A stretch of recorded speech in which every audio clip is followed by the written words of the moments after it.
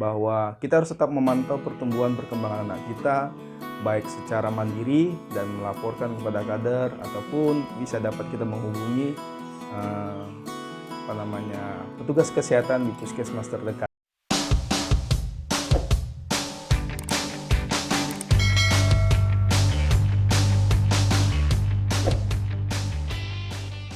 Halo, apa kabar? Jumpa lagi dengan saya Wilman Pasaribu.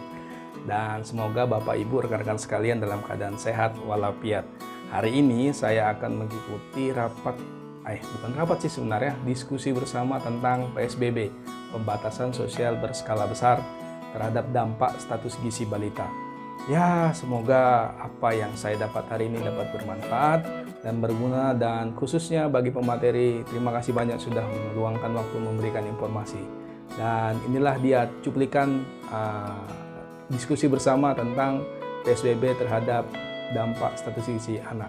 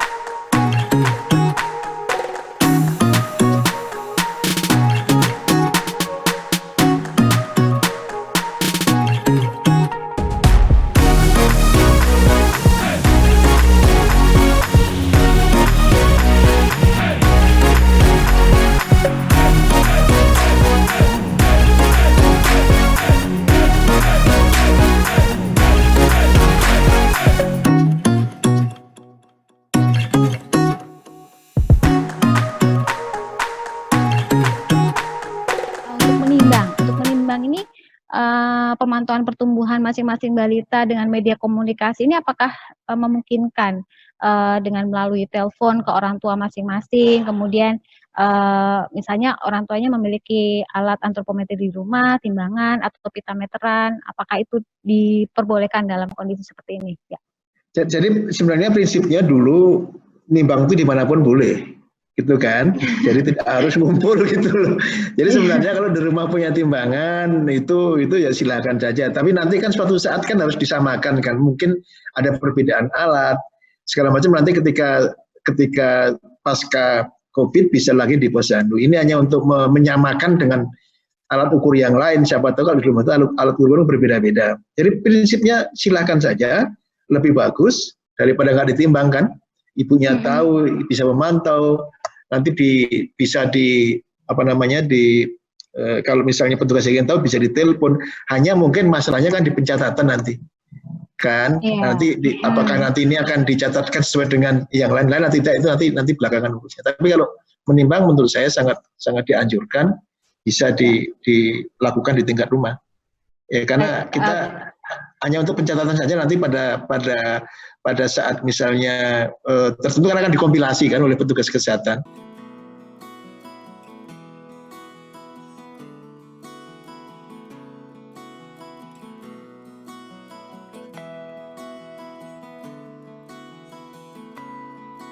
Jadi hasil dari rapat daring atau rapat secara online tadi, bahwa untuk pemantauan pertumbuhan khususnya balita di bawah 5 tahun untuk sementara waktu, karena ada pembatasan sosial berskala besar, sehingga untuk posyandu tidak dianjurkan untuk melakukan penimbangan di posyandu. Namun untuk kita dapat memantau pertumbuhan balita, bisa saja kita lakukan melalui penimbangan mandiri, dan ibu bisa menghubungi kader posyandunya, dan kader posyandunya akan melakukan pencatatan dan menyampaikan kepada petugas gizi ataupun petugas kesehatan di puskesmas, sehingga pemantauan tetap dapat berjalan. Dan bisa juga ibu kader ataupun ibu balita menggunakan ataupun memplotting KMS-nya sehingga mengetahui berat badannya naik apa turun. Namun jika memang ada kendala, bisa menghubungi petugas-petugas kesehatan terdekat. Jadi penimbangan untuk sementara waktu di posyandu kita tiadakan karena pandemi COVID ini, dan melakukan pemantauan pertumbuhan di rumah saja melalui penimbangan mandiri. Bisa menggunakan timbangan digital ataupun timbangan jarum. Hal ini hanya sebatas sampai dengan pandemi COVID ini, namun nantinya akan diukur kembali secara aturan ataupun sesuai dengan aturan yang ada menggunakan Dacin, sehingga kita dapat melihat pemantauan balita kita sehingga tetap kita jaga. Jadi itu sedikit gambaran rapat tadi atau rapat online secara daring, bahwa kita harus tetap memantau pertumbuhan perkembangan anak kita baik secara mandiri dan melaporkan kepada kader, ataupun bisa dapat kita menghubungi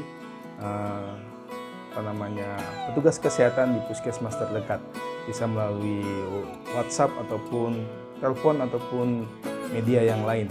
Jadi Bapak Ibu, rekan-rekan sekalian yang memiliki balita di bawah 5 tahun yang wajib kita pantau masa pertumbuhannya, bisa menghubungi kader posyandu terdekat dan bisa juga menghubungi petugas kesehatan untuk menyampaikan pemantauan pertumbuhan. Jika ada keluhan, berat badannya turun, bisa saja melakukan konsultasi.